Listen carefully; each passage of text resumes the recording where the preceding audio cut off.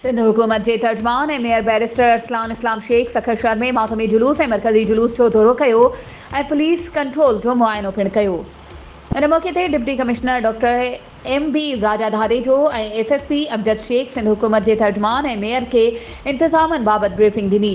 SSP Amjad Sheikh briefing ॾींदे ॿुधायो त 10 मुहर्रम जो मातमी जुलूस सुबह 10 वॻे शिकारपुर फाटक का शुरू थी 12 वॻे मरकज़ी इमाम बारगाह पहुतो। रात 12 वॻे शाम ग़रीबा पढ़ी वई। जॾहिं त जुलूस की सिक्योरिटी लाइ 783 पुलिस एहलकार मुक़र्रर हुआ।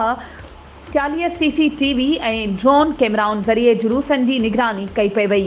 उन मौके ते सिंध हुकूमत के तर्जमान ऐं सखर के मेयर जो चवणु हो त सखर में 9 ऐं 10 मुहर्रम ते वॾा जुलूस निकिरंदा आहिनि। अमन अमान की सूरत हाल तमाम बेहतर है। 50 खां वधीक CCTV कैमराऊं मॉनिटरिंग करे रहा आहिनि। 800 एहलकार मुक़र्रर कया विया जेके 3 शिफ्टुनि में पंहिंजूं ज़िम्मेवारियूं सरअंजाम ॾेई रहा हुआ। कंहिं ॿियण वणंदड़ वाक़े के मुंहुं ॾियण लाइ पाक फौज ऐं रेंजर्स जा जवान मैदान में मौजूद आहिनि।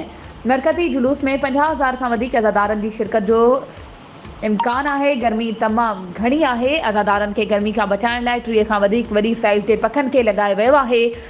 25 ॾींहं वॉटरिंग बंदूकूं पिण ॾिनियूं वयूं आहिनि। उम्मीद है त 10 मुहर्रम हराम ते समूरा जुलूस ऐं मजलिसूं ख़ैरो आफ़ियत सां इख्तिताम पज़ीर थींदा। वधीक ख़बरूं ऐं अपडेट्स जे लाइ असांजे चैनल खे सब्सक्राइब कयो ऐं हाँ बेल आइकन के प्रेस करण न विसारजो त जीअं असांजी हर नई अचण वारी वीडियो तव्हां ताईं पहुची